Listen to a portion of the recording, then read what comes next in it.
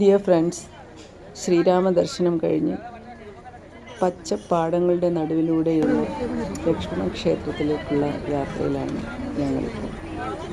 അവിടെ നിന്ന് അതിശക്തമായ മഴയും ഭക്തജന തിരക്കുമാണ്. ഇതിലാണ് പക്ഷേ ക്ഷേത്രം വളരെ ഉയരത്തിലാണ് സ്ഥിതി ചെയ്യുന്നത്. അവിടേക്ക് ഒരുപാട് പടികൾ കടന്നു വേണം മുകളിലെത്താൻ.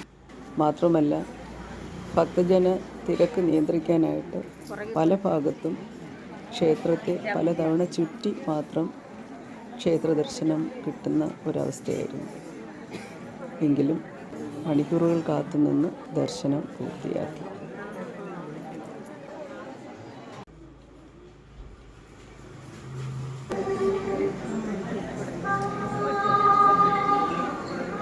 അവിടെ ഒരുപാട് നേരം കാത്തു നിന്നുകൊണ്ട് ആ ചുറ്റുമുള്ള ചില ദൃശ്യങ്ങൾ ക്യാമറയിൽ പകർത്താൻ കഴിയും.